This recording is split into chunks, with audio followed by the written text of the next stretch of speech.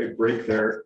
The school board stuff is included in here. It's just these programs are related to the recreation, or these capital projects are related to recreation, so they've been inserted here, and the other stuff will follow. So just if you're wondering how would you like. So also on these capital projects, we know what they are. So we just wanted to be on these capital slides. These are these slides that look like this. What you will see is on the left column, if this item shows up in the budget. So for the first one, Barry's Brook, #1 East River, estimated cost is $55,000. That remains in the budget. Next, you'll see of it is an inspection report. So in other words, we'll do that work. The next page, the East River footbridge.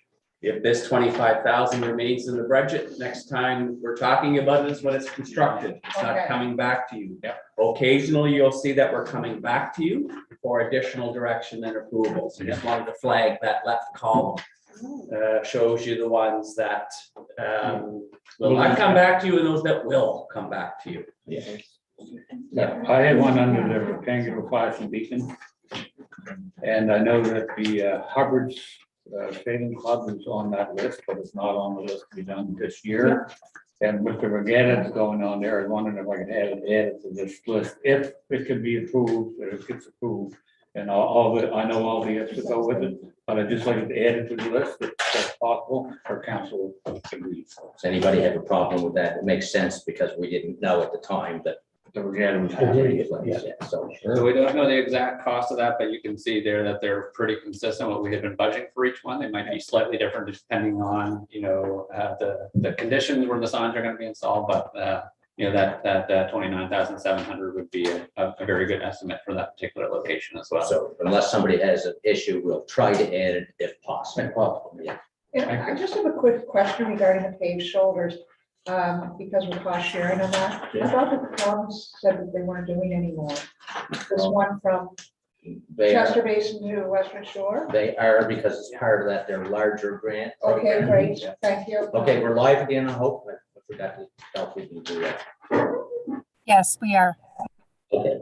So are these already been approved, these projects? I don't have page numbers here. I'm looking at one says trail bridge inspections. Is that where we are? Page numbers are in that little circle with the boat, there's a number in there. Thank you. Yeah. I didn't see that either. Yeah. Yes.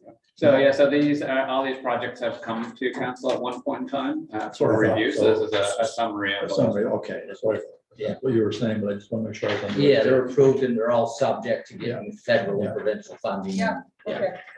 And are they part of that major federal grant? A lot of them are. yes. They're identified on the left-hand side as source of funds. If they are part of that, the ICIP, that's indicated. That's what the ICIP is, that large Okay, federal. and we don't have approval federally? No, not, Not officially? That's correct. No. that hasn't been announced. Yeah. No, okay. We Just gotta wanted leave to it make at- sure I'm on the same page now. I'm ready to go. Okay, so we're done with the projects. Can I ask one thing, if you don't mind? I know at this council, we've also talked about there's the crossing signs, but we also talked about just speed radar signs. It's in the parking lot. Bring it, yeah. Okay, so move on to, Yes, so the last one, so outside of capital projects, the last program area is heritage properties and library. So there's a very small amount in there for heritage properties. There has not been a lot of activity in that file for us for quite a period of time. And then the library funding, of course, Tim had mentioned that already with the increase in funding, we're being required to pay this year. So And that's not Zovell Library, is it? Nothing to do with that. That is simply to do with social retail. correct. Sorry, so I do have a question. I was kind of looking through my slides, and you're on the slide now, Heritage Properties and Library. yeah, Okay, so can you remind me again, narrative, I guess, can you remind me, okay, municipality is heritage property, maintain a registered heritage property, so break that $86,000 down for me then, I guess. What heritage properties are we working on and what are we No, doing? so the heritage properties are just $500 in there. So it's just, that's the only portion related to heritage properties, and that's just if there happens to be any activity. Oh, so you're sticking the main, like the social public library in this slide? Yeah. That's correct. Okay, Yes. okay. So, Okay, next one. Okay, so the next is Infrastructure and Operations Department, and in view of Manny's recent arrival, Tim and I are gonna tag team on this. If there's any questions. We'll ask Manny. Then. We'll get it forever. Don't ask me. That's the Jacques Cousteau School of Management that I'm fond of. The waters are shark infested. Now Manny will dive in. So we are on page 37. Yeah. I think we'll go right to page 38 because page 37 is a summary of all the following slides. Yeah. Yep. So for municipal properties, these are all our many municipal owned facilities. So it's expenditures related to vegetation and landscape management, our parks and spaces. You can see the description there. The major highlights in this, you'll see a significant decline in cost of municipal services. The primary reason for that is that expenditures will be funded out of operating reserve that are in the capital budget rather coming out of general revenue.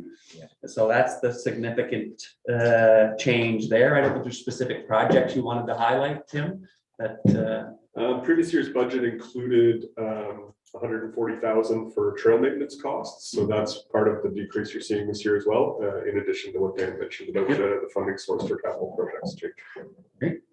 The next is one of those projects. It's a purchase of a 3/4 ton truck that will come back to you because it's high value procurement. So we will make the decision on the award. Zero turn is the lawn mowing equipment.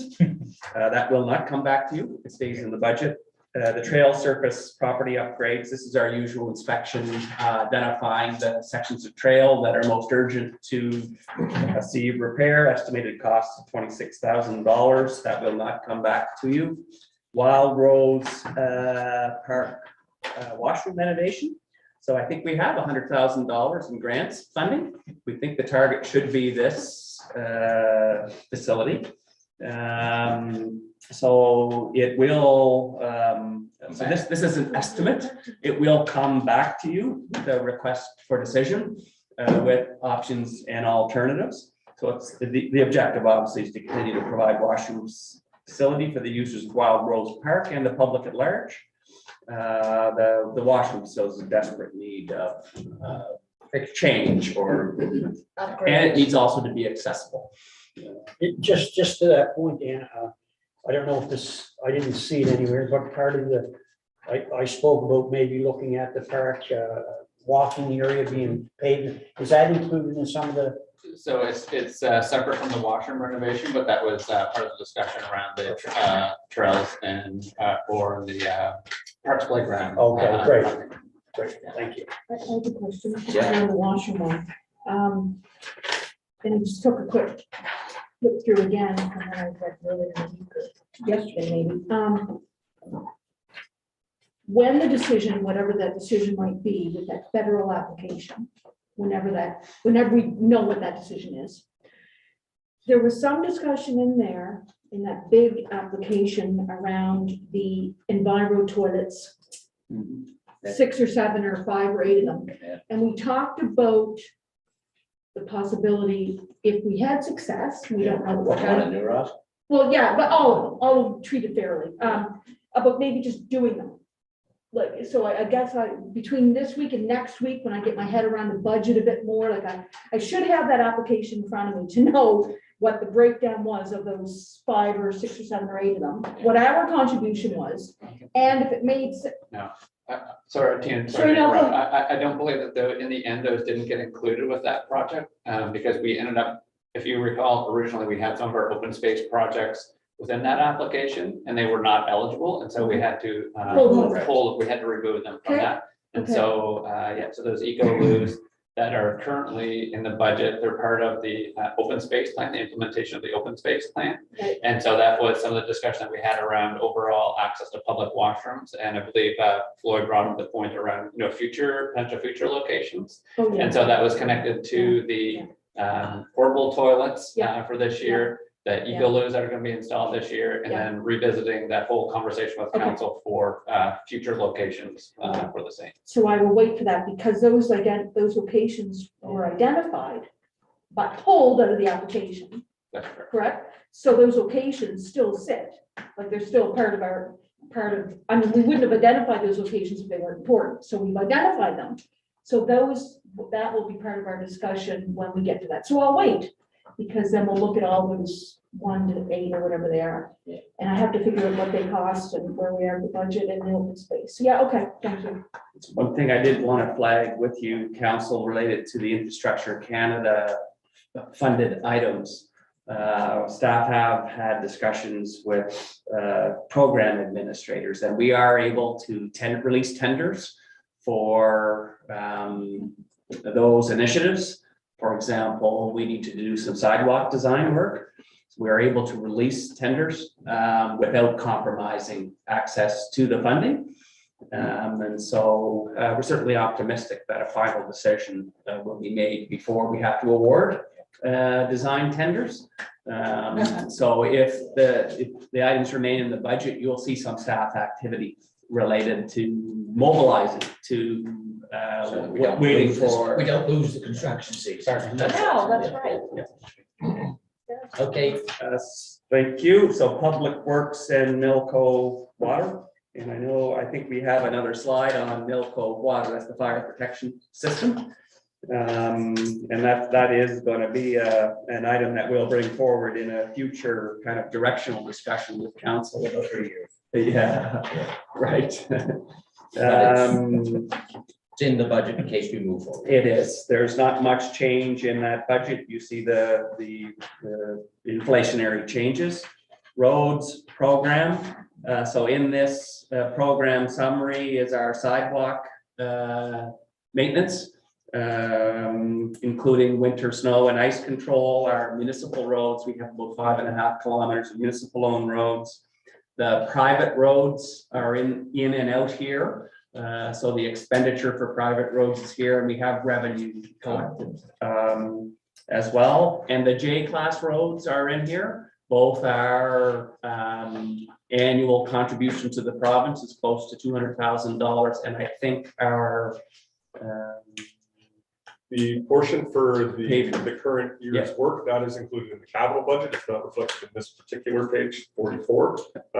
But this is sort of a general description of the program, so it would also kind of incorporate the capital and operating portions. Yeah. So the number you see here doesn't include that capital portion, but it does include the annual contribution. Okay. Yeah, on I presume the costs are related to our, contracts.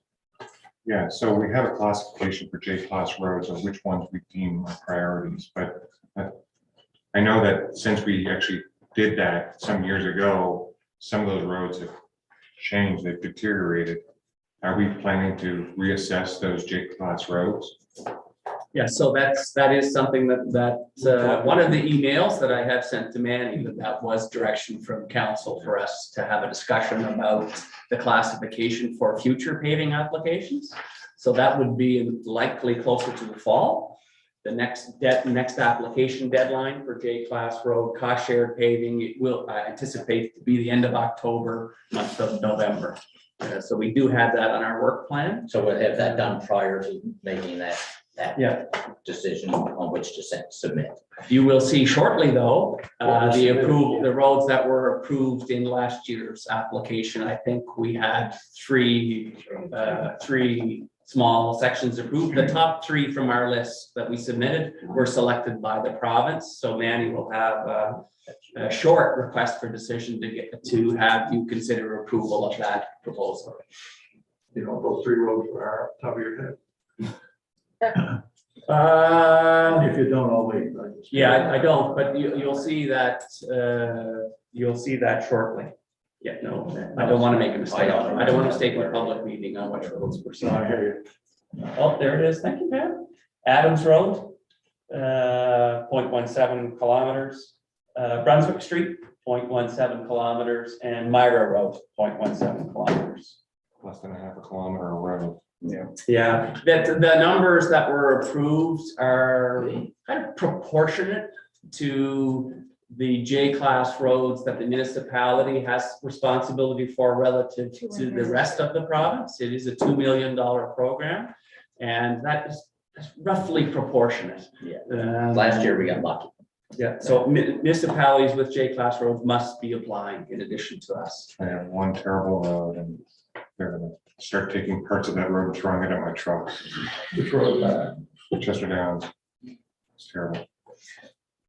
Maybe that's a next year application. So any questions on the road summary? Any additional questions? So streetlights, you'll see a streetlight sheet coming up by each district, but this is essentially the expenditure. So wastewater, sewers. As you know, we have 6 wastewater treatment plants and associated infrastructure. These are the expenditures related to that. There is an additional sheet in this budget that shows you, I think, kind of the 5-year anticipated expenditures, and there is a proposed increase to the wastewater rate in the budget. We can walk you through there. Just one thing I would like to point out that this year we did have some human resource vacancies. And so some of the expenditures that did not occur are driven really by that resource challenge. But the budget in there is what we anticipate. We expect some increase in debt costs going forward. I think both in the future, the panel upgrades, you'll see that in increased debt. And I think the UV might be included in the UV treatment facility. The UV treatment is included now. We took out that debt, I think it was spring last year or shortly before I came on board. And then once the panel upgrades are done, we would go through, I would expect fall to venture issue for those. So I guess I'll call it service entrance repairs. This is a usual budget item of $52,000 on our Manny, Fred, Tammy, Tara, Gippy, and I did a tour of 5 of our facilities. We've got to get to New Ross as well. But Fred properly pointed out that the paved shoulders project usually results in some expenditures in lifting manholes. So likely some of this would be spent related to that paved shoulder project. Dan, can I just go back for the EDU cost increase? Yes. I didn't, is it in? If there's a slide near the end that will show you what we have used as a proposed budget for this year, but it also anticipates what it might look like in future years as well. So And all the various rate setting stuff, there's more detail provided towards the end of this to go over. Thank you. Pump replacements, that's because we have lots of pumps in our system. So this is a routine item, and I think in fact we need to purchase a pump or 2 imminently. Milco wastewater collection extension. So this is related to Aspetogan Ridge. We have had this in our budget. This is intended to be the extension to a proposed multi-units. If anything ever happens.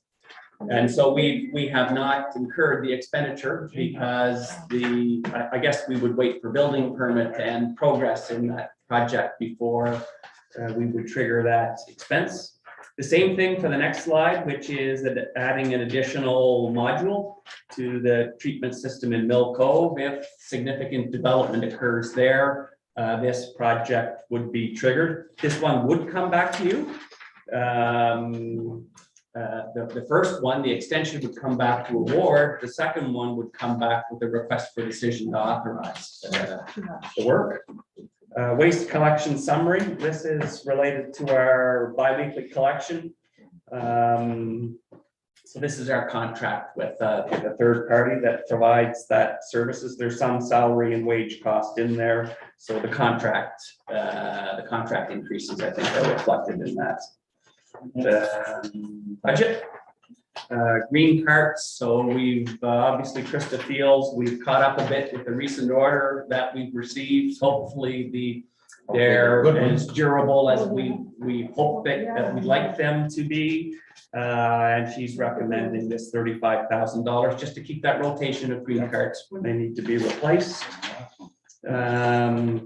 So landfill program summary. So Tim has already flagged that we have not included any sustained expenditures in there. It's sustained, when sustained becomes operational, we do have an agreement that would trigger both the payment of a tip fee to sustain for waste that's processed, but also tip fees that sustain would pay us for materials that are rejected, not processed, or the residual of their process. So that's one significant item. There's some significant change in salary and wages, includes so now we'll have a dedicated director position. In addition, some expenditures for some time and effort from CAO, Director of Finance, are included in there. These costs are shared with Valley, and a wastewater technician fully dedicated to the leachate treatment system rather than shared with our Other wastewater systems. Those are the significant causes of that increase in salary and wage. And again, all those wages are cost shared with Valley. Approximately 20/80, we're 20, they're 80. We have a little more detail in the slide that we would prefer to share with you in closed session. We're just really mindful of the fact that we're a competitor in the waste marketplace and don't want to provide any more advantage to our competition than we need to. As a public sector body, much of our information is always available, but we want to share some information in closed session. I have a question. Yeah. Sustain. So I know that you probably explained it, but I'll just say for you to explain it again to me. So on the second or third slide in that Tim was going over, is the high level expenditures. We had dedicated just over $1 million in the 21-22. And, you know, the statement says no amount budgeted for sustained operations. Tell me again why we are not budgeting. Because they aren't They're not operational. But, okay, that's, I'm just preparing for my public. Yep. Because, it's been asked, you know, a few times, it kind of was quiet for a while. And everyone is still hopeful, of course, and positive, and the glass is half full. But that is a bit of a message to me, and that maybe my public as well, that we've always dedicated $1 million. And now we're not earmarking $1 million for this upcoming year. Well, there's a couple reasons. We were running such large surpluses because of the charge to Valley Waste, and they just decided they would rather just don't charge us so that we don't have these large surpluses being returned. Carry forward. If they become operational, fee goes up. Okay, I can, now that's, That's I can very understand helpful. We always budgeted. Yeah. But did not incur the expense. No, of course. So we were over budgeting, so we don't want over budget. Now, Tim, is this $1,020,000, is that net of closure, post-closure costs and other? No, that was just the sustained part. So there are increases in the budgeted amounts for closure, post-closure costs. That's the biggest one. Also, you already mentioned some of the changes to the salary and wage budget that's being allocated to landfill. So that $1 million is not represented as full savings in the budgeted expenditure. It's just one of the components. There are other pieces that kind of add back to get us back towards where we were before. Again. So just for clarification, you said Sustain is not operating to bring things to our landfill, but they must be doing something out there. Well, they're still testing. I mean, I know that I'm taking a tour of the Environment Club from Forest Heights out there next Thursday. And they just called yesterday and said they won't be operational because they were still running, but just refining the equipment and the process. And on Thursday now, they can't be operational because they're replacing the piece of equipment that they're getting from Eeyore.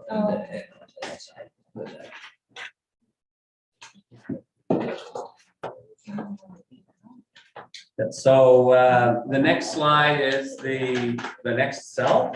And so you'll see that we recently tendered for the construction of the next cell. We had one bidder. This is the number that was in the bid, so staff are doing some analysis, and you'll see a request for decision coming to you shortly related to that. It is. We were certainly expecting price increases. Price of everything has gone up, including when petroleum goes up, it affects landfill constructions because of the significant plastic liners. So we'll bring forward that report for you shortly, because the construction is planned this summer. One bid, is that? One bid, yeah. Yeah. 5 people inquired, only one of them did. Are you able to say who it is at this point? If Um, not, I can wait. Just- yeah, let's wait for the staff report. I Okay. think That's fine. what we should do, but it'll be in the staff report because it would be, yeah.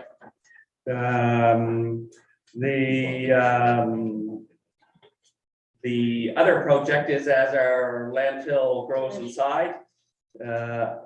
size, volumes and strength of leachate tend to increase.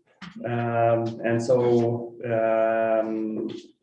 expansion of the leachate treatment system is anticipated as a future requirement. So we'll bring a request for decision to you to authorize to see if you wish to authorize the design for expansion of the leachate treatment system.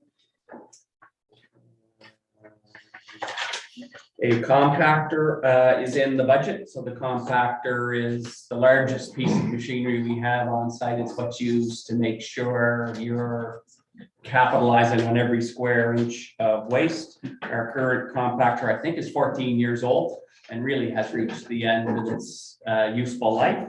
So it's estimated cost of about $1.2 million. We budgeted last year $200,000. Help me, Tim, on this one. So beginning last year, there was a $200,000 contribution to landfill equipment reserve.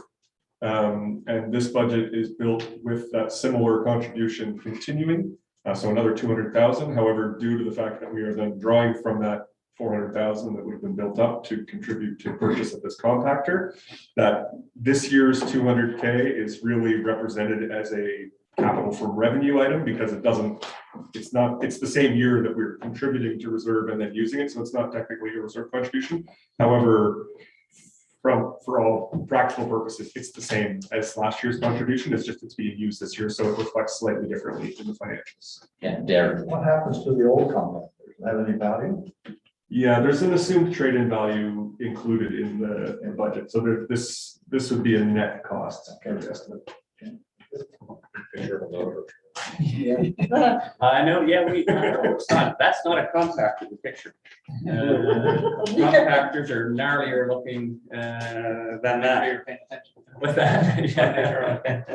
You know, our trucks. I think we knew that was. That's not to suggest that we're feeding you whatever that is in the bucket. That 3/4 ton truck is another part of our fleet there. Oh my God. So I anticipate this, I'm optimistic that this fiscal year will bring forward equipment replacement reserve policy.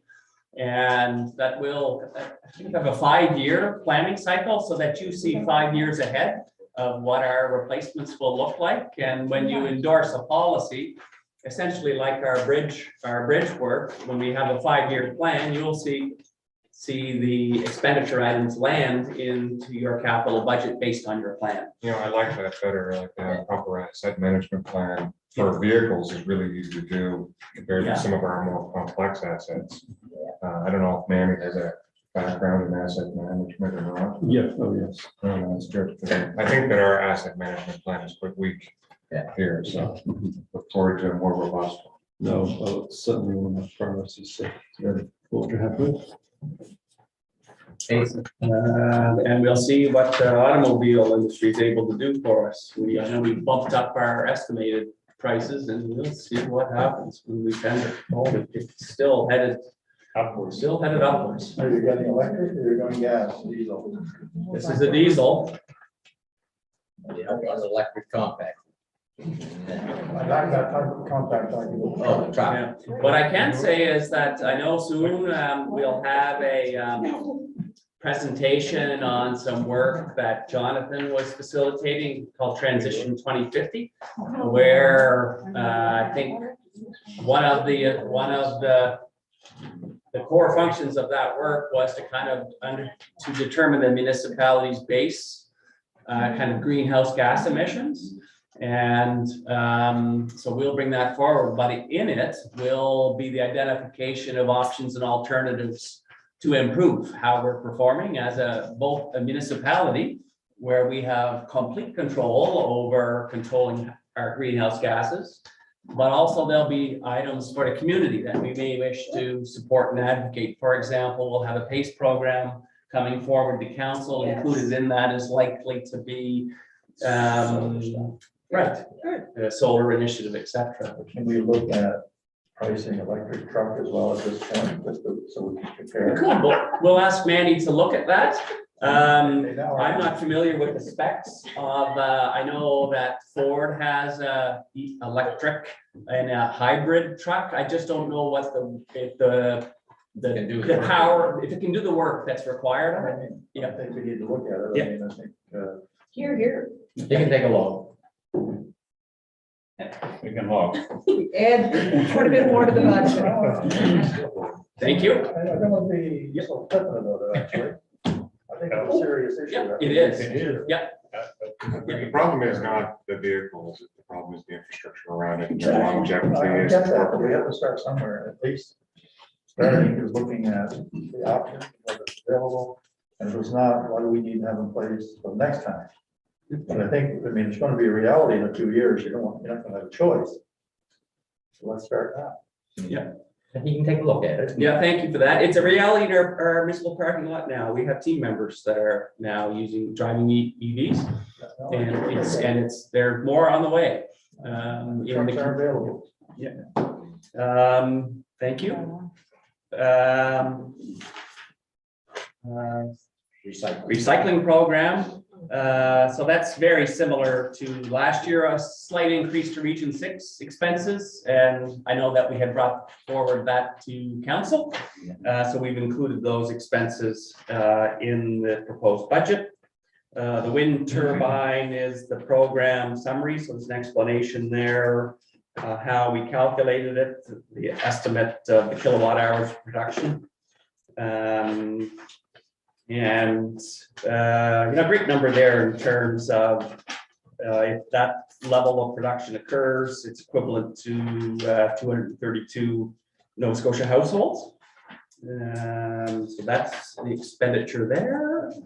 And Great. Now we're into financial and information services department. So as with the rest of them, the first page is a summary. So I'm just going to skip through that and start getting into the program descriptions. The first one, property taxes and grants in lieu. This is simply where we reflect the property tax revenue and grants in lieu revenue.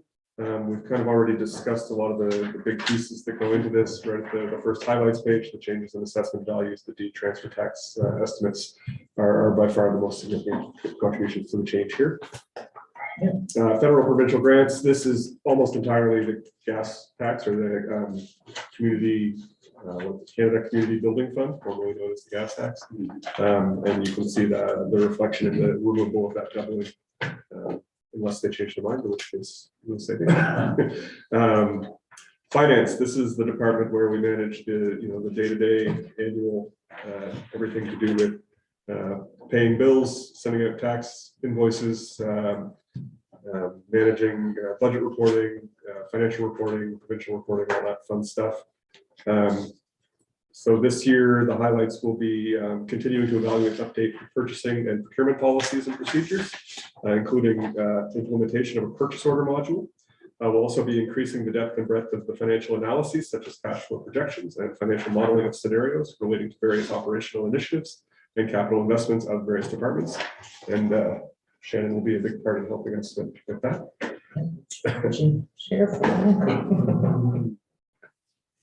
Information services. So I'm sure you're all familiar with a lot of the good work that these guys do for us around the GIS, communications, computers, cybersecurity, business continuity, supporting other functions, procurement activities such as that. This year, there will be some work around migrating our Laserfish record retention services to a cloud service.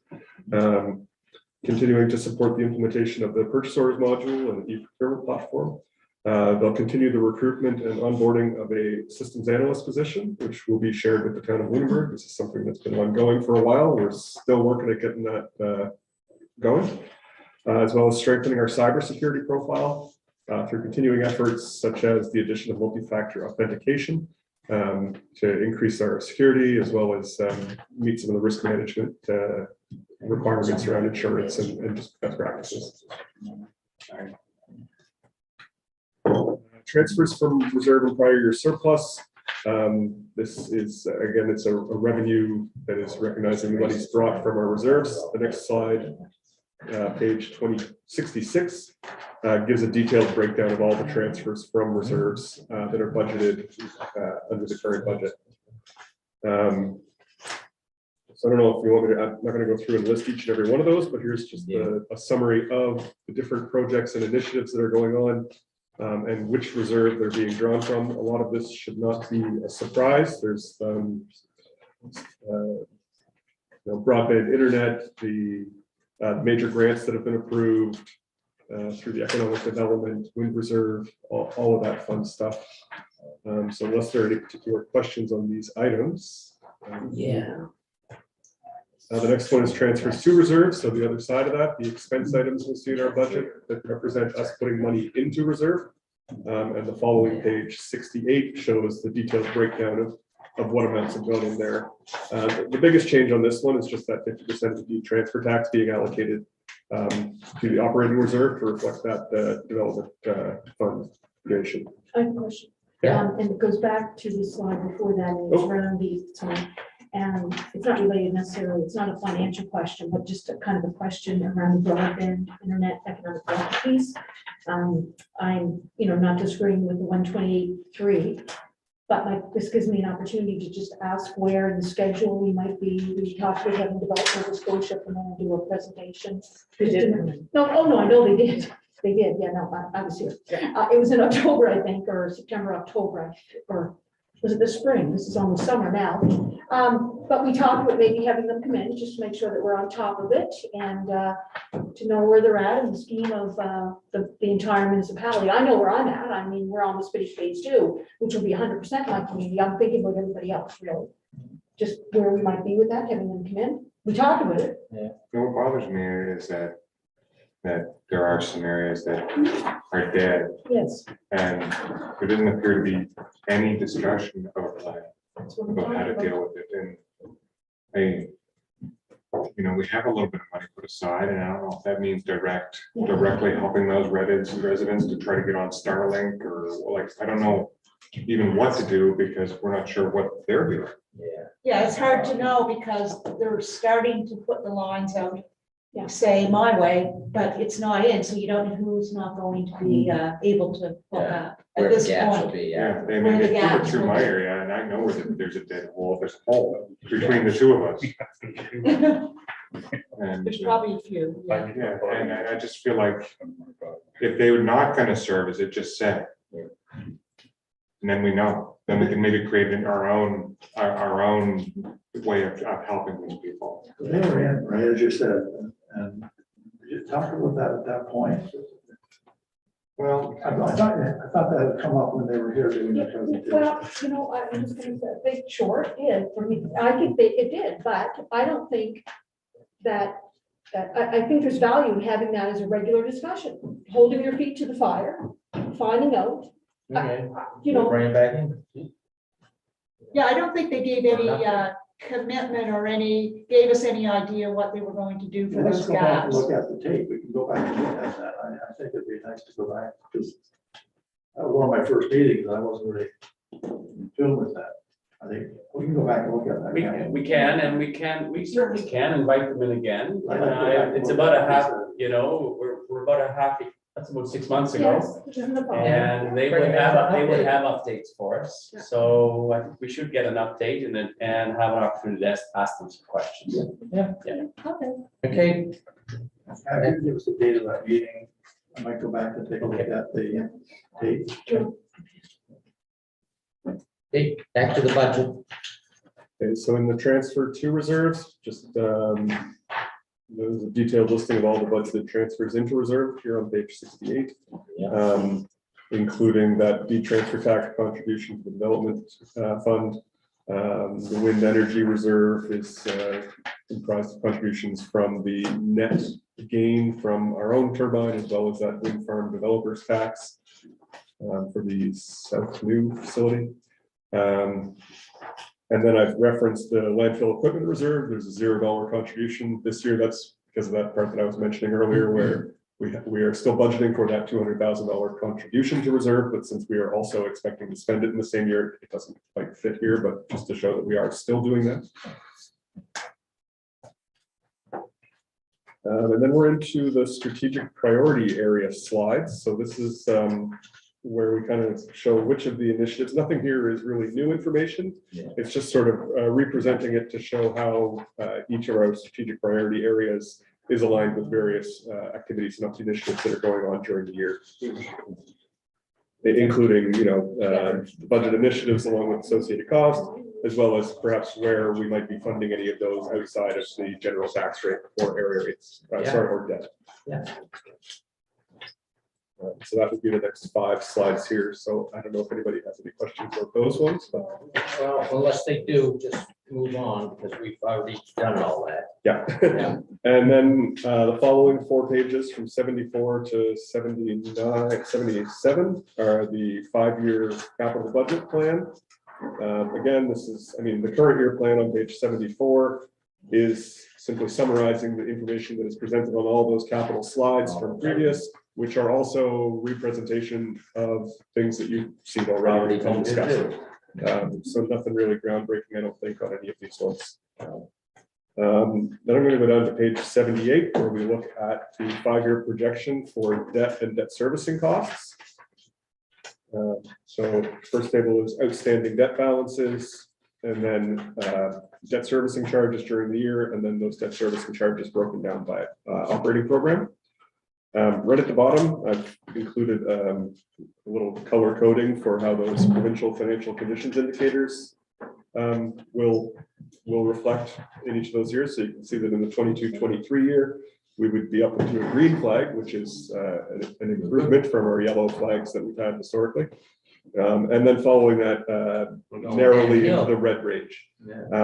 That is primarily due to the fact that we're including that cell 3B construction costs. That's going to be coming into play in the 23-24 year when we would fund They that. don't recognize the revenue and all that.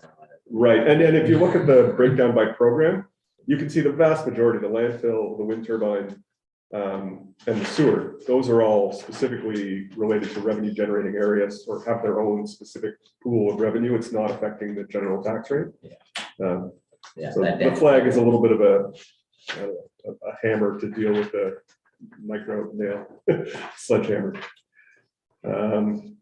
Page 79 would be the 22-23 budgeted changes to reserve balances. So your various reserves, your additions, your withdrawals, assumed interest, and the estimated ending balance for each of them, along with a little bit of detail as to how the details go into that. Again, these are all sort of representing information that has been prepared in the previous slides, just to summarize those balances in one spot. Yeah. And then the next slide is a 5-year projection of those same reserve balances to show where we're expecting each of those to go based on the information we have currently used in our estimates. Yeah. And then we get into some of the fun stuff, the area rate setting. So the first one on page 81 This is the solid waste area rate. So this discusses the revenues and expenditures from the waste collection, landfill, and recycling program areas.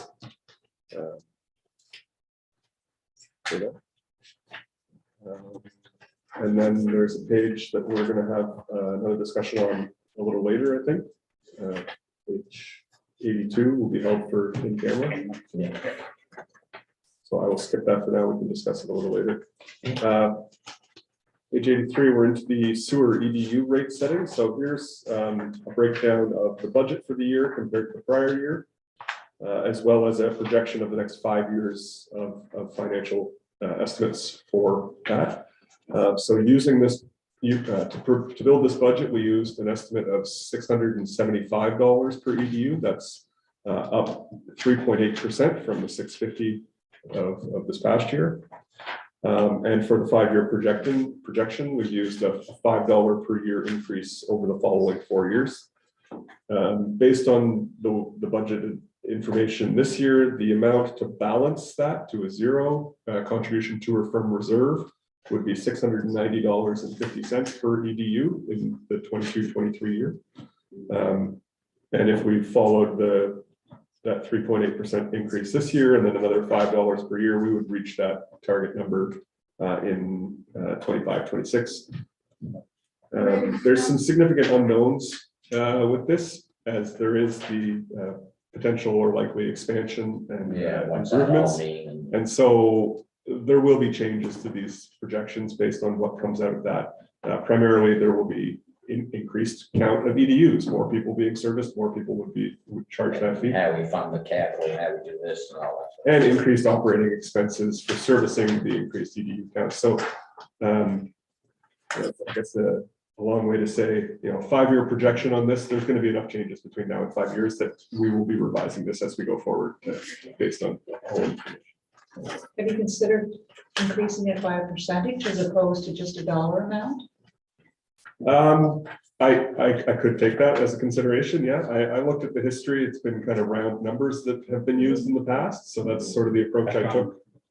Because it's interesting you bring that up, Sharon. I've been thinking about this throughout the presentation when it was discussed earlier, that it's, all our costs escalate by roughly CPI, and it just seems strange that we sort of have to, it seems very jerky that we wait until we're sort of like losing a little bit of money and then we kind of put a big slug on it and we wait a little while. And I don't know why. It would be nice if we just had a policy for EDU that we just put it up by CPI annually and just leave it unless it needed to be adjusted,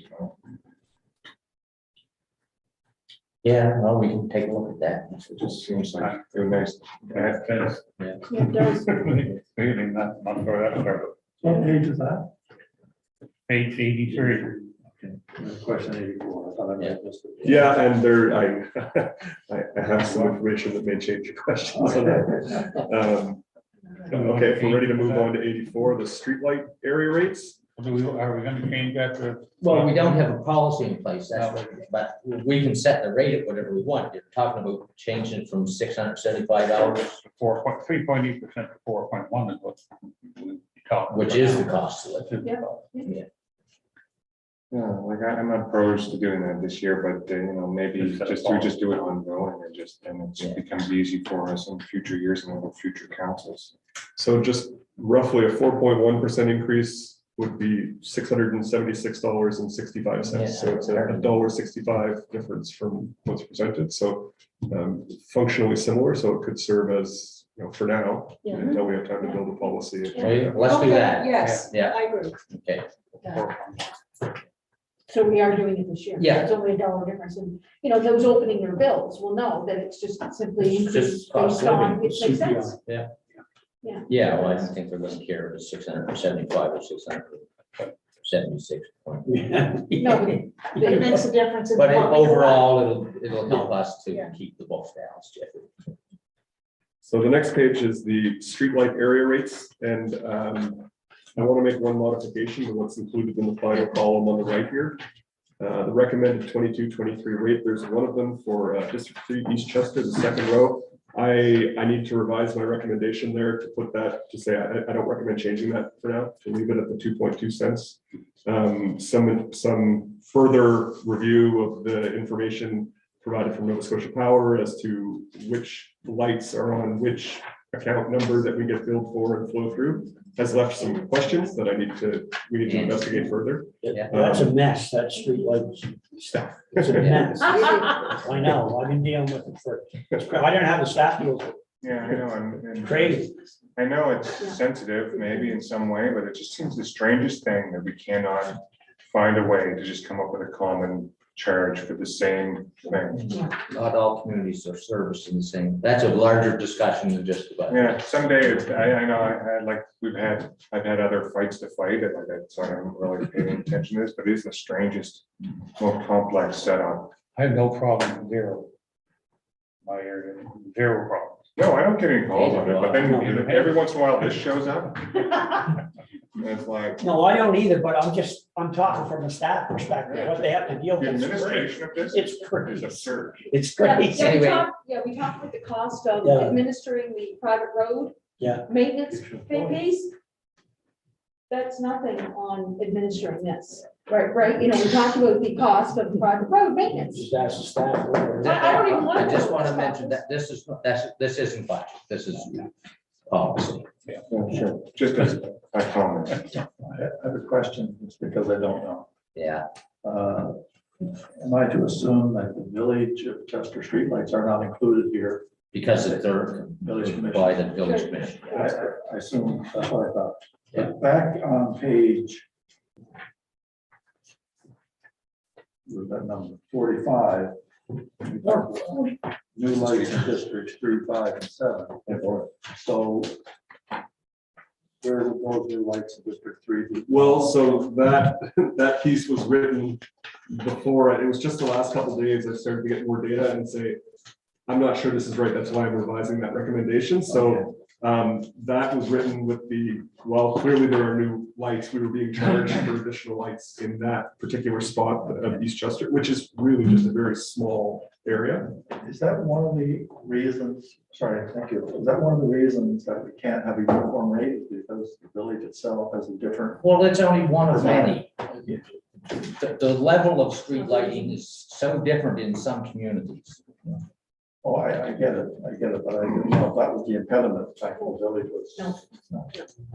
Well, it makes Well, we a couldn't difference change that. because in District 4. They're everywhere. They're everywhere, and in District 7, we only have the intersections basically lit up. It was interesting, I don't know if you've all seen a letter we got recently from a resident complaining about the excess. They don't even want Yes, them. street pollution, Yeah, I know. or light Light pollution. pollution, light right. pollution. Yeah, light pollution. And Yeah. at some point, not today, but Yeah. maybe we could have Yeah. a discussion on that, because Yeah. it goes with our lighting bylaw Yeah. Yeah. that we're talking You about. did So I think all mention these that. things go together. I didn't initiate that letter, by the way. It was just in case you. I just thought it was timely based on our previous discussion. That was interesting. Yeah. Yes. Yeah. Anyway, if we could not bury that, I'd like to have some discussion on that. Okay, next. So the next page discusses an item that actually relates to streetlight costs, so the streetlights that we get charged for include two components. They include the operating cost of the electricity to run the light during each monthly bill, as well as a portion for the capital charge that is essentially them over time recovering the cost of installing the light. Yeah. In 2012, the province mandated that Nova Scotia Power transition all of their old lights to high efficiency LEDs. Yeah. In 2021, that project was completed, and for any of those lights that they had to replace before they'd finished recovering the cost of installation, they charged us a lump sum of $15,624. Unfortunately, they've not been able to provide a level of data that allows me to accurately allocate that cost to the various rates or the various areas that are charged. Yeah. And so what I'm recommending is that chunk, we approve funding through the general operating fund. Well, there's no way for you to determine how to split it up. Not fairly or accurately, right? Like that would be, every light is a different age, so there's a different amount remaining on each of those ones, and how many of them are in each of these areas, and I don't have any of that level of detail. So there are some alternatives. You could take that amount and divide it by all the non-intersection area rates and apply it as a 0.34 cents per hundred in the current year, or you could spread that out over a number of years to reduce the impact. However, what I'm recommending is just. to Just fund pay that her the through capital general. check. Sounds Yeah. That would leave the recommended streetlight rates the same as on the previous page, with that one exception that I mentioned. Okay, Milco Piper. It's my valley, So not recommending any change to the Mill Cove area rate, and that's sort of hinged on the idea that there will be further information brought back to you about the plans and the goals for that area and what the impact will be. So for now, not recommending any changes to that either.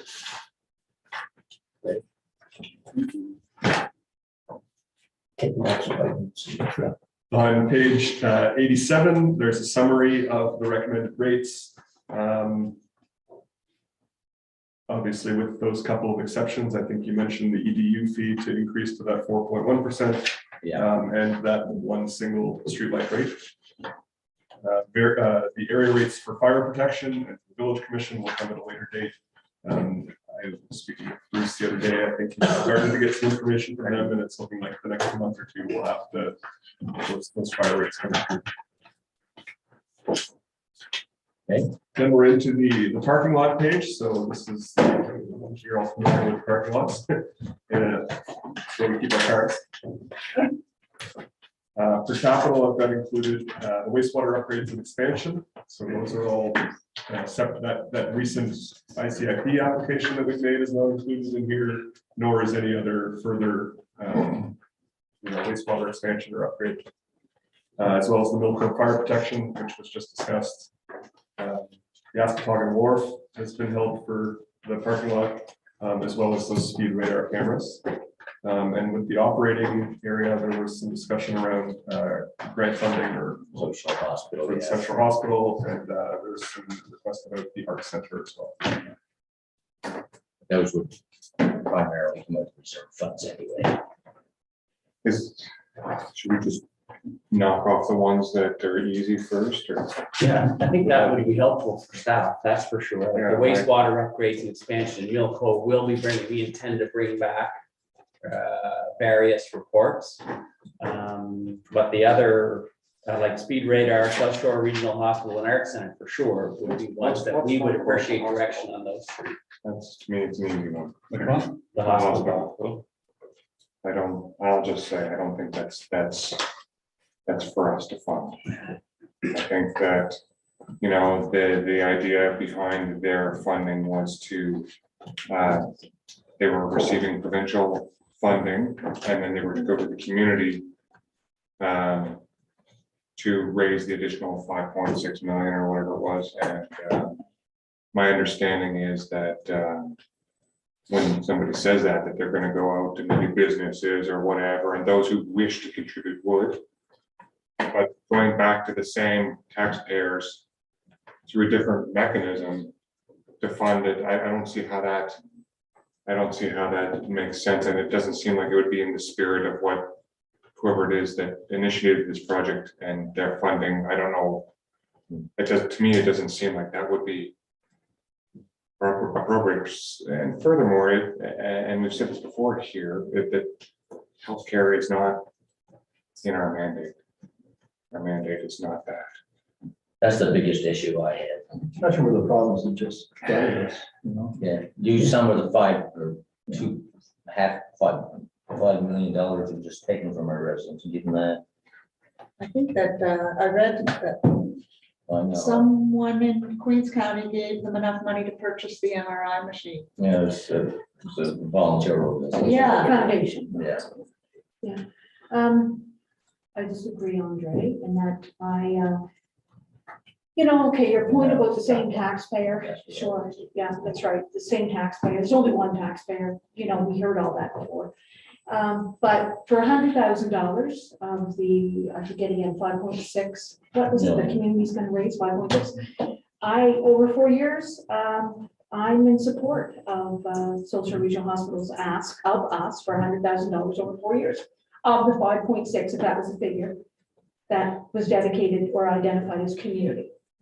You know, shoot me, but when we look at any of the funding applications going into the provincial or federal government, and we talk about the line where it says community contribution, we know that our monies count as community contribution to any of those big ticket items that are applied for provincially or federally, same tax dollar, right? Same tax dollar. So I guess we're just into the discussion now, so we can just easily take it off the table if I'm outnumbered. But Yeah, I don't know. I think some of us are split in the middle. I don't want to do it because it's friggin' province's responsibility. But on the other hand, I want the hospital rebuilt and. They're doing that anyway. Yeah. They're already working on it. Derek, you got your hand. I agree with Andre, and you know, I totally understand what you're saying. Normally, there are lines of responsibility. And I think if we start going over those lines, That was expected to. it'll be a bit more of an expectation. Very sympathetic to it, but I think especially given the province's latest Exactly. encroachment into our area. Yeah. And it's going to cost us significantly more than $100,000. I think it's the wrong message. I think we have to say, given the hit we've just taken from the province, I don't think we can afford that. Problem I have with it, I think, we tend to use that as an excuse that, you know, if the province downloads something, as a council, we sit here and complain. And I think if we were more steady with the way we're moving forward, if we don't want to fund things that we're not responsible for, I think we should make a decision to do that. But every time something comes up like this that we feel we don't want to do, we use that as an excuse. I don't think we should be funding most of those things, probably 90%, because they download and we complain. But the things that we want to, we just jump right in with both hands. But once you do it for one or two, I find it very difficult to say no to something like the hospital, which I think is very important for all of our communities. So I think, I don't know what we're gonna do in this particular one. I think we need to make a decision as a council. Do we want to keep jumping on board with, I'll use Harrison as an example. I don't want to do Harrison. Everyone's here excited about it. I think we need to help do some things to promote Harrison, like wastewater. That's a good example. But we're gonna invest all kinds of Land money. use bylaw change. Well, we don't want to get in the housing business. But we jumped into the health center, we did stuff there, and there's different ones that we do. Golf courses. Well, all kind of. Well, golf courses are recreational. We are responsible. They're not provincial responsibility. No. No, they're not. No, but I But there's all kind of other. direct, I feel that what you just said is in keeping with my overall philosophy as well. Like, I actually personally don't think that we should be doing direct funding for housing projects. But I do believe that we should be investing in land and policy that allows housing projects to flourish. And infrastructure. Infrastructure, yes.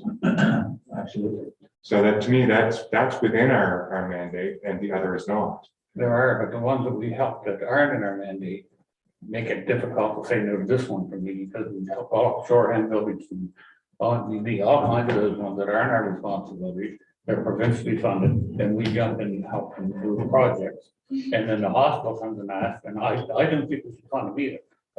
But we probably, because of what we've done in the past, it almost like we tied our hands. How can we say no? I see that, I see one of the is quite different because it's a And that's just a non-profit. non-profit organization. That's not a hospital, that's What not. about Shore?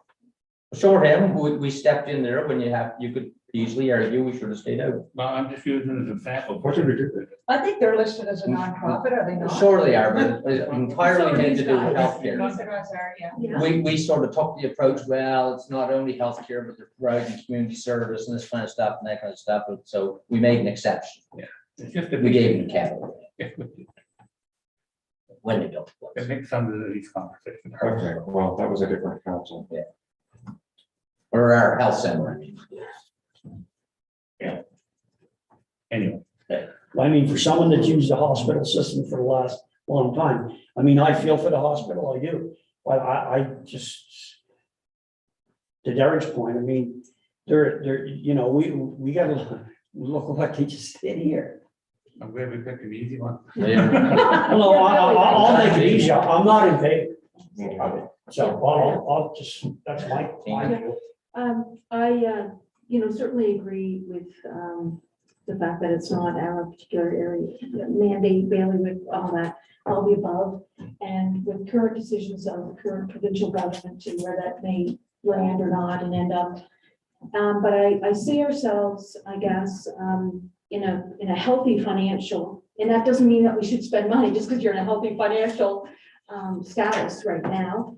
But I remember the comments too, and it wasn't just related to the on-the-ground medical, going into the emergency department, looking at the MRI, needing in need of an MRI and so on. But it's all about the background that I have in economic development and attracting business and attracting population, attracting families.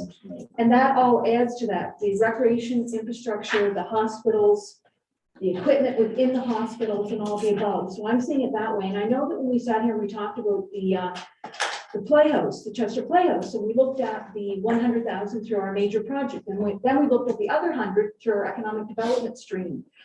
And we talked about what the Chester Playhouse brings to us in terms of economic development and attracting business. And so I just see it as a full package, and that's where I was coming from. Certainly where my district is, and I would never want to pretend that I know all the residents in my community of their traveling habits, but we're probably not necessarily going to this particular hospital. We are going in the other direction, or maybe even to Windsor, right? But we're heading to the valley. But that's not, it's the municipality and it's the investment that we might bring to the table. And again, that's just, I guess, where I was coming from. Yeah, thanks. That's interesting, because next we have a request from the community hospital. Or valley, What was that? valley region, And they service our area as well. we sure do. I don't know. I know, we gotta make a decision. Yeah, so it's I know, I too, think yeah. someone said to make an easy one, but it's so important to have these discussions because it really need to know everybody's point of view. I mean, I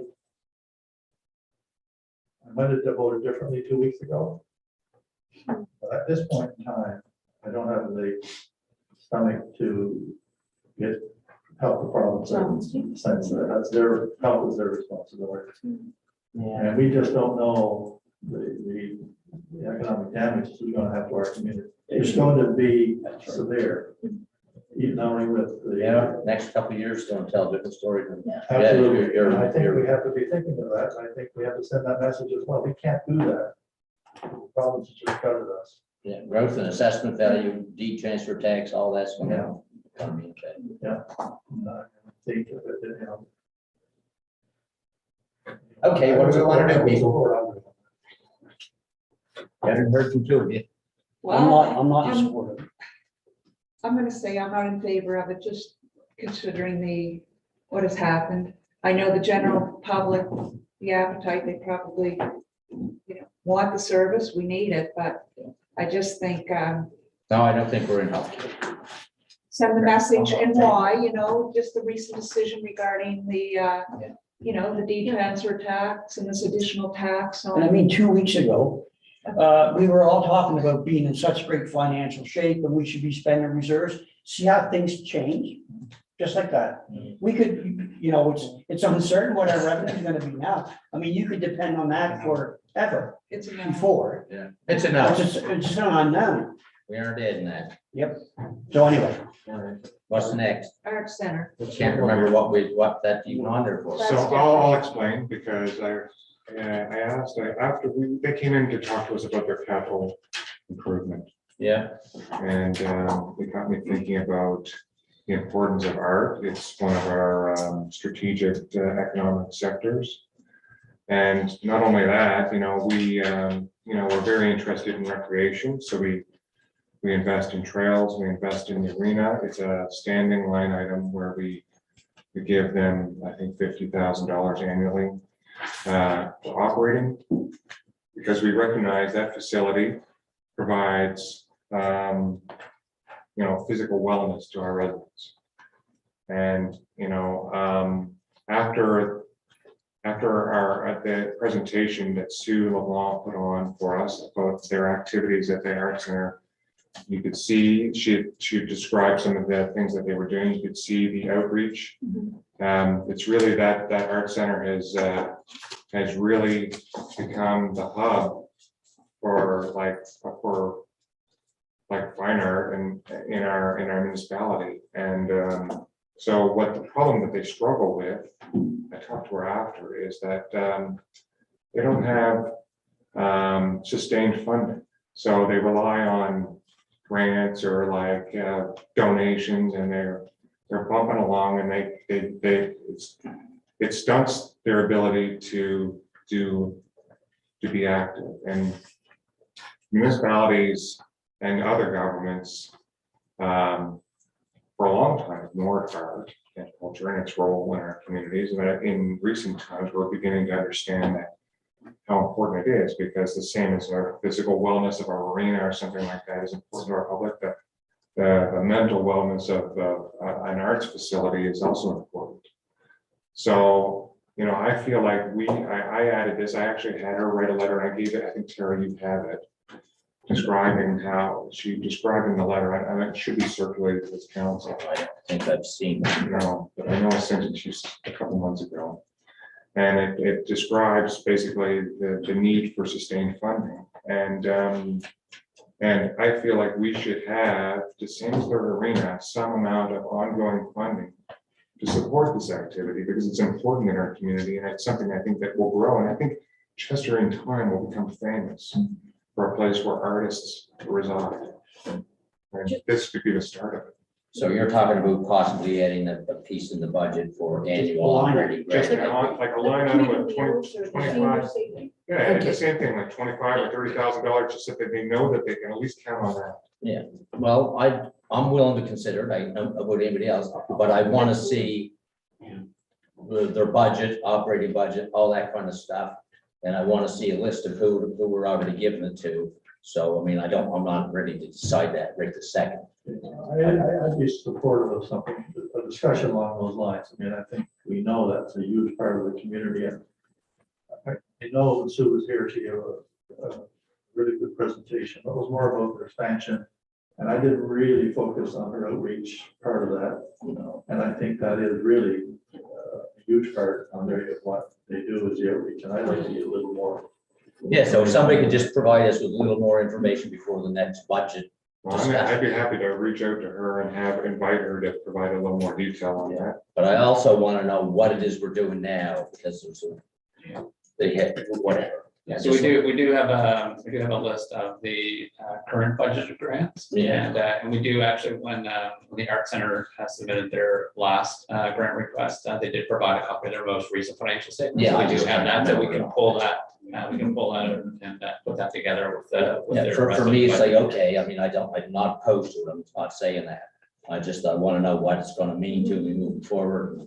Yeah. You know, if we're expanding, who else out there might ask the same question and all that kind of stuff. So flipping through here, so is that part of the discussion next week when we get the next kind of draft? Yes. Coming up, so like Card Lake, senior safety, community wheels, those are the line items that we're talking about, right? Yeah, correct. Okay, so in terms of going back to Sue's presentation that day, if I go back and look at the tape, like you often will refer to, I remember that I spoke out and thanked her and complimented her on the work that they do because of the feedback that I had been getting. I was observing and was paying attention to, if you will, reading about, but also listening to Peter Cullen from Ross Farm and the work that they have been doing together around art and just on the ground and the mentorship and all ages. I'll maybe pick on seniors for a little bit or focus on seniors, but just all of the above. And I just know that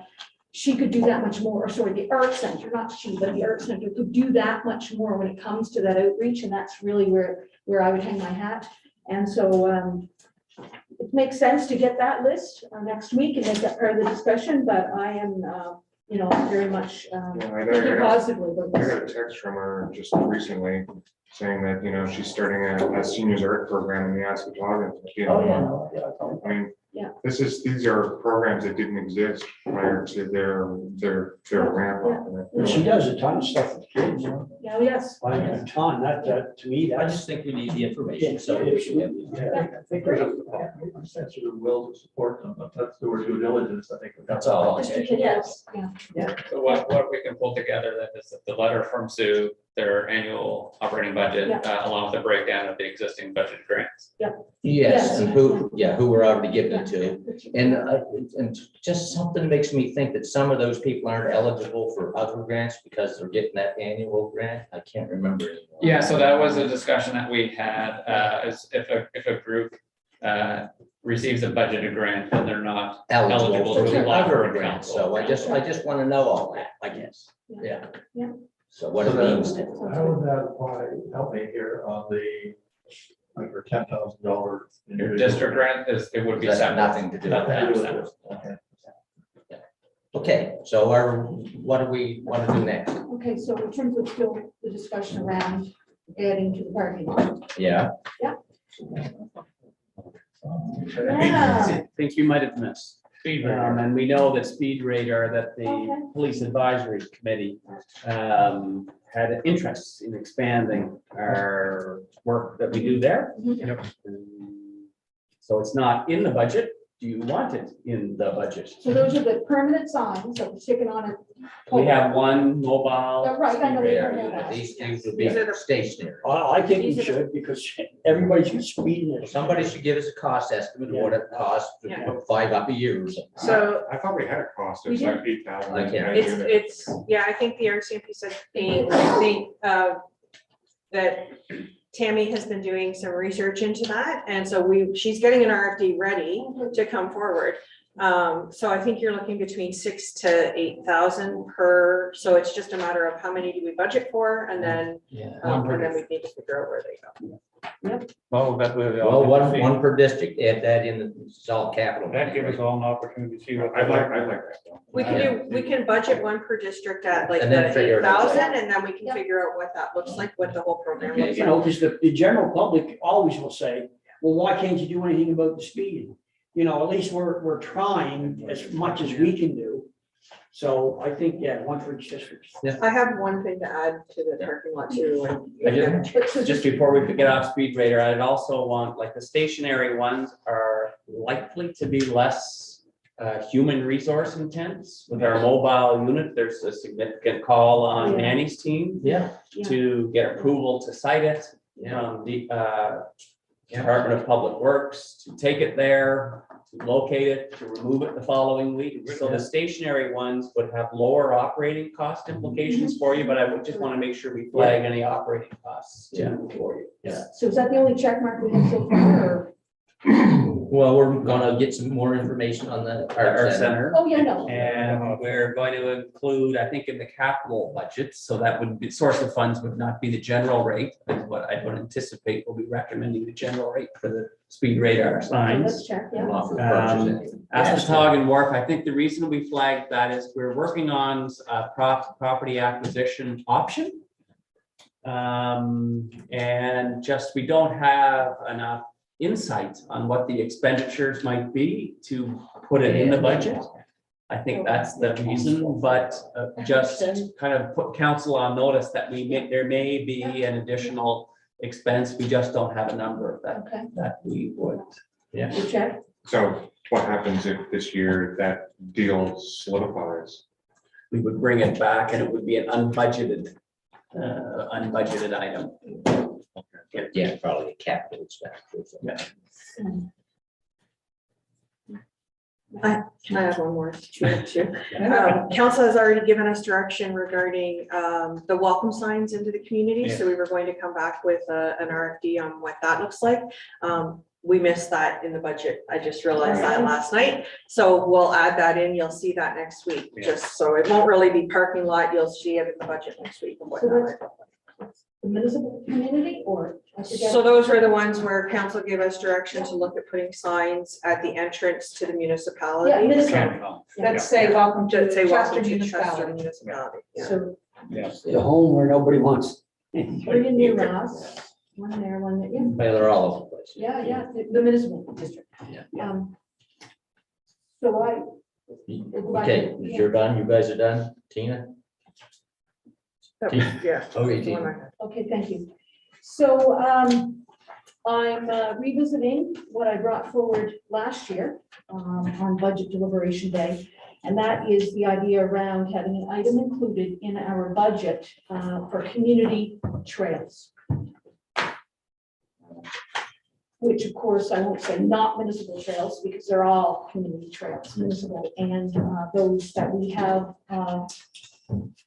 in the community being led by community groups, typically on private lands with an agreement similar to what we have ourselves with the province of Nova Scotia for our municipal trail. So they're all on lands with an MOU in place, typically, I would think. So my request is to have community trails listed as part of, you can list it under capital if you like, and not under operating, if that's a preference. But through Chad, the work of Chad may be coming back, because I know we've had discussions over the last number of months about how this may pan out or play out and how it could work, if it was possible to have it work. In terms of community groups that are doing work on community trails, that there would be a process in place, that it's not just willy-nilly, fly by night, but there's an actual budget or a work plan, if you will, similar to when we have to send our crew out to do bush cutting or clean up of the trail if there's some dangerous trees that have fallen down. Those are just examples that I'm using. I would like for the consideration of council to have that as an amount, and I haven't even put an amount out there yet. We have community trails. I hope that we will eventually have community trails, and they may even be in the works throughout our entire municipal district. And even if they weren't through the entire municipal district, we all know that we have users in this municipality of all of our community trails. Just putting it out there.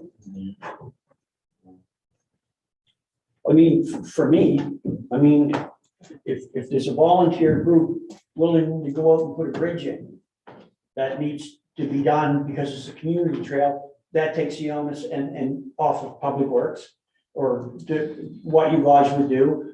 I would support, I mean, it would have to be a policy that you could work on, but I would support something. I think trails are really important. And in the future, I can see, you know, we want connectivity everywhere.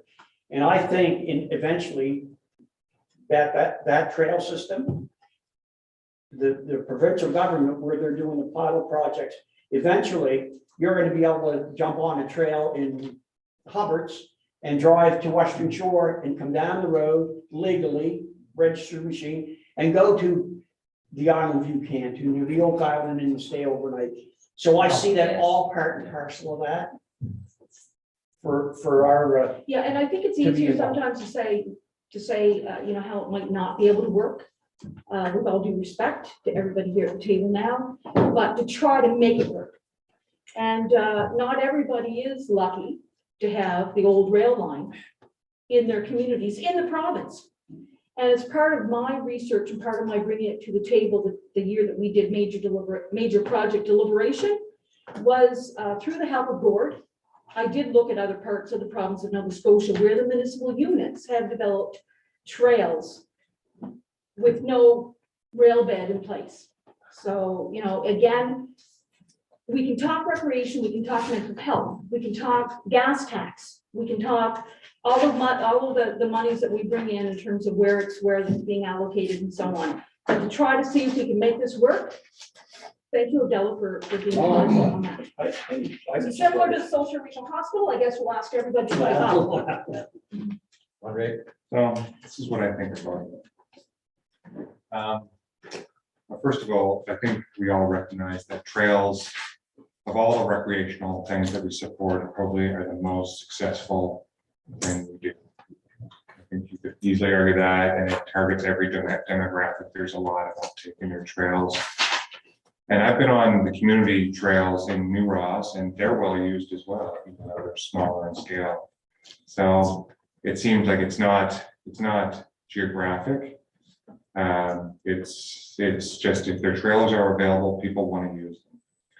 So we recognize that. I think that if we were able to have a network of trails, I can envision a future where our municipal trail that we control directly would become the backbone trail. And then there would be many, many fingers that come off it that maybe through a number of ways they were constructed, and they could, some of them would be built by us, like the ones we're doing in Dunedin Pond property, and some may be built by others. But if they're open for public use, I don't really see an issue with who builds them or whatever, as long as they're open and they're safe. What we lack right now is some sort of rules, I want to say, or criteria for what we want to fund. I think that, for example, I mean, this is by way of analogy, like we support through our rec committee individuals who may want to go and participate in some sporting event, like the curling championships that just went on. Yeah. We don't give money to every single person that's out there curling or playing baseball somewhere. There's sort of criteria by which we decide which Will and what. why. What we lack right now is the oversight. So I think, in principle, I think that it's really easy to get behind the idea of what Tina's saying, like, should we support community trails? I think every one of us probably thinks it's a good idea, but then it's the administration, because you don't want to just build a novelty trail in somebody's backyard that's, really a convenience for them. And yeah, if the public happens to amble onto it, well, that's okay too. Yep. So we're trying to weed those out, and I don't think that those are the kind of trails that have been built.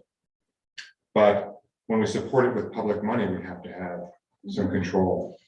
So I feel like I actually agree that we should actually have a fund that we use annually to build community-led trails. But I think that we should establish a trails committee with some sort of framework that says, these are the kind of trails, if you're gonna community, you want to build trails, cool. And if you want our money, extra cool, but these are the criteria by which you build them. And this is their intended purpose, so that we don't have trails going to places that we don't really want them, or that they're unsafe or anything like that.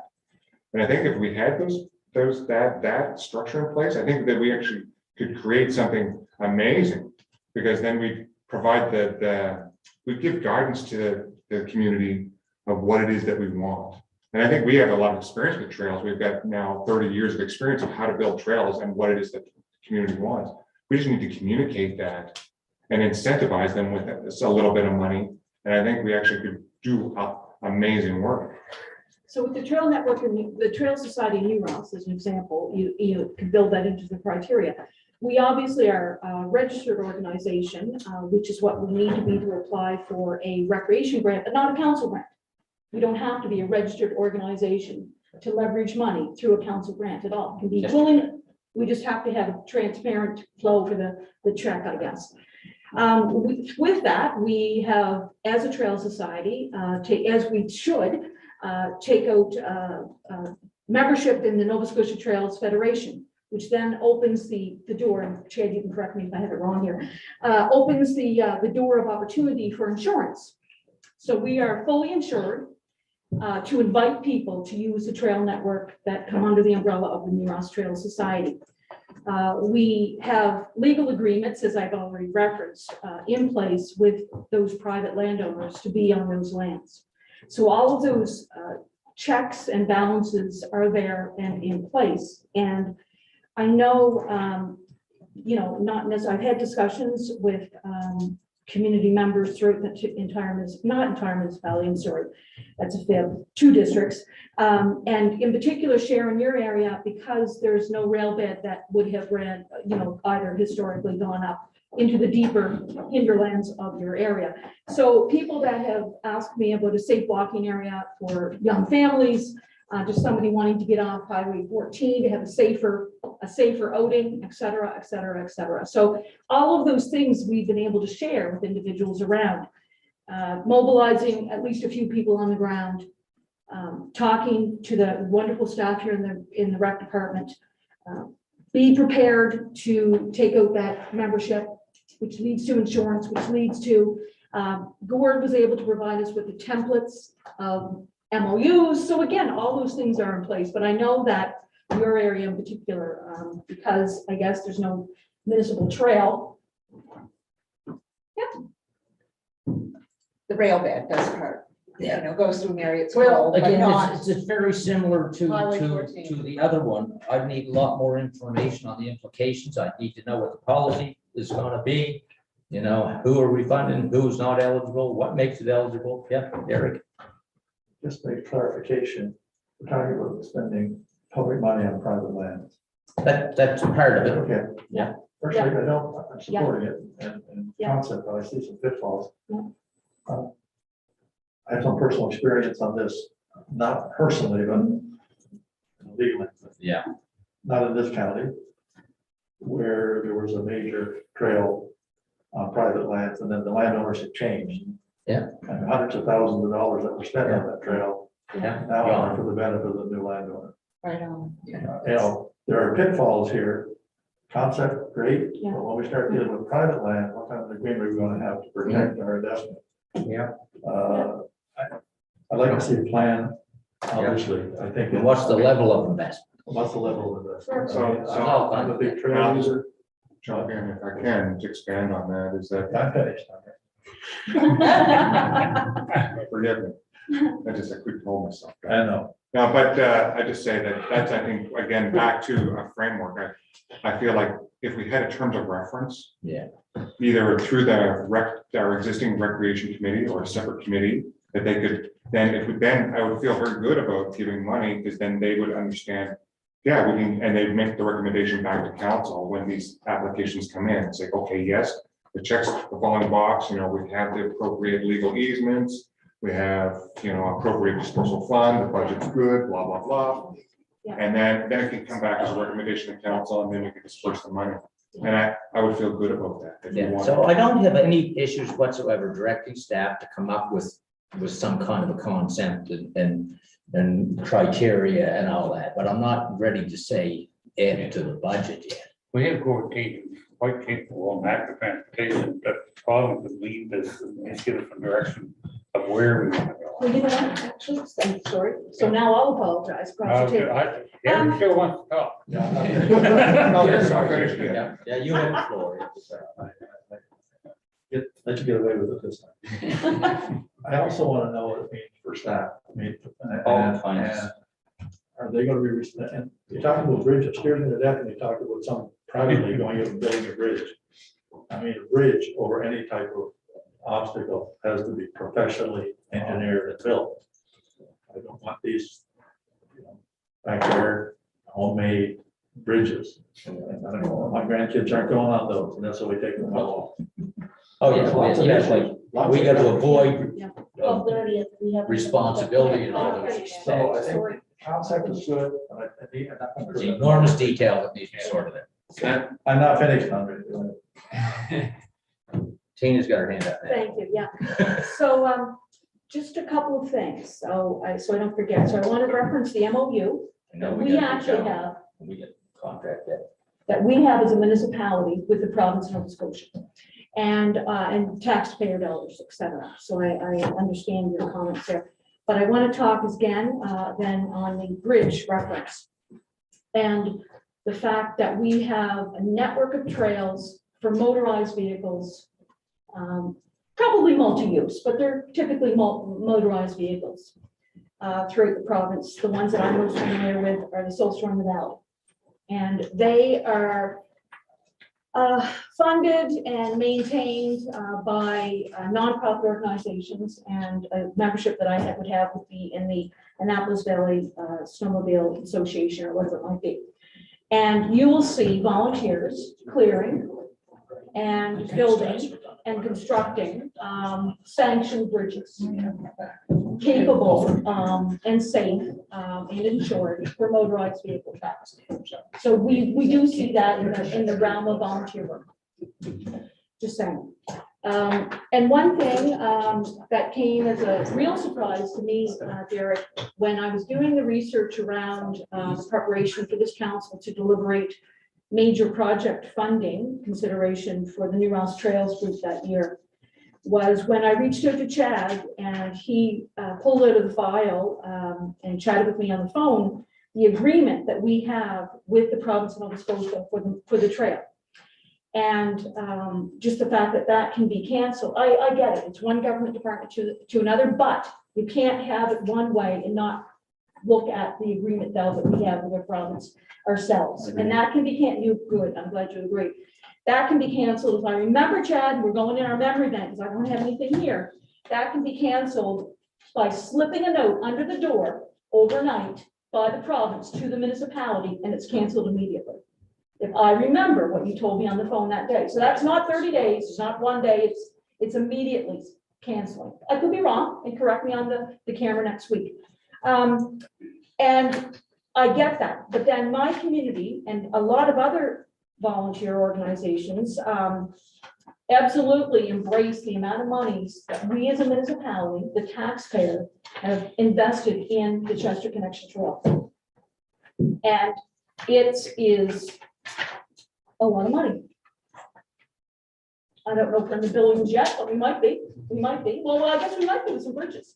So those are taxpayer dollars, and I get what Alan's saying, but I'm going to switch over to Alan now, because you had said that you're not ready to put anything in the budget until you get the, okay. But where I'm coming from, and my position has not changed from last year at this time, is that I am ready to put something into the budget, because just because it's in the budget doesn't mean we're going to spend it right this second. So my request to this council would be to put something in the budget, once we get that list next week, to put something in the budget.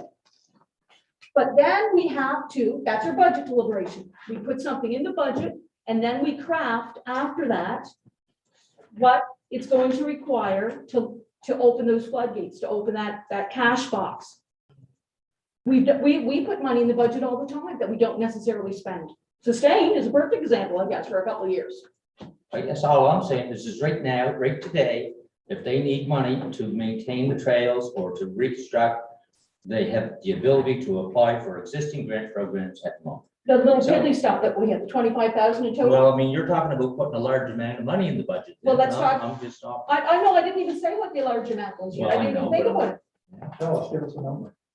Yeah, what is it? Well, maybe this year, let's start with 25,000. They can apply for a grant. I think Yeah, we need I to get the know. criteria. No. You know what? I don't think that that's sufficient. I think it's doing a disservice to other people, to all people in this municipality, with the amount of monies that we've invested in the Chester Connection Trail. These are community trails, no different than the Chester Connection Trail. Yes, We they have are. We users. own the Chester. We have an agreement in place. We don't own them. We have an agreement in place. Public land. It's public land, yes, that's right. Agreements between. the I know that, province for and- example, in Abdullah's area, Gina said to me, when I was chatting with her over there at an event with the possibility of trails there, she said to me, Tina, do you need me to write a letter of support? Do you need me? I said, no, I don't need you to do that. I said, I'm going to bring it to the council table. They fully embrace all what we've talked about around recreation, mental health, the taxpayer dollar, all of the monies that we continue to spend here. I'm not gonna put it in this year until we get some more guidelines myself, so I know we gotta soon bring this to a close. Because we have negotiations and we have two people with doctors. If we need to vote on it or whatever, let's do the vote. and move on. Well, we're not approving the budget today anyway, so. No, No. I just need more information before I decide what I'm doing. Well, there's other avenues. And there are It's not other like- monies available for this Other year. monies available. See you next week on it. Okay, so that's it for the budget. We So got. I just wanted to do a quick summary here. I know we have to move on quickly. So we're going to include speed radar signs. That's a one-time item likely to be from reserve. Art Center, we're gonna come back with some more information because I think that is an ongoing cost. The community signs likely to be a one-time cost. Building inspector trainee initiative, I think through the contingency. I just wanted to make sure I heard, you mentioned senior safety. I just wanted to make sure I know there was an increase. So that's It's in there? in the budget. yeah. Okay, Already thank you. budget upgrades, yeah. See if we can't change the schedule on the rectangular flashing beacon. The wastewater EDU is up $1.70 or something. Tim's got the number. So instead of 675, 670, 680, something like that. The street light for District 3 is going to remain at the current, the previous fiscal year's rate rather than that change. And I think then in terms of community trail, that's more of a workshop kind of request for decision to get further direction from council rather than a specific budget item. Well, That's just wanted to confirm that that's the direction from council. for today, for me, but no, I'm, From the art center, we need a little bit more. Yeah, more information, that's right. Anything I missed in the summary? Tim might have some other highlights. So our intention would be to bring back to council another draft noting the highlighted changes and then up to council to decide when you wish to approve it. But we'll pull that together as quickly as we can. I understand that actually I was mindful of not having things on an April 21st meeting, but I understand you're here on the 21st and the 28th. So you've got. Cancel that trip. Okay. I'm sorry to hear that. So Paris will have to wait. 14th or 28th are two potential dates for you to consider or approve. I don't think it's a crisis if we don't approve on the 14th. No. I'm not seeing any.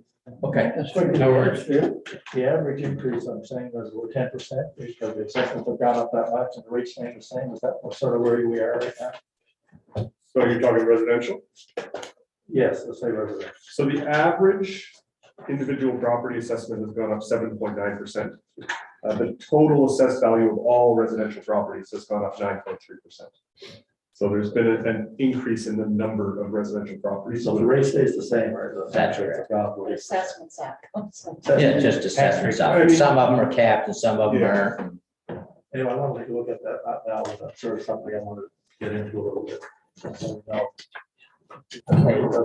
Sounds good. Yeah, okay, so now we need to go in camera, I think. Do. Yeah. So it's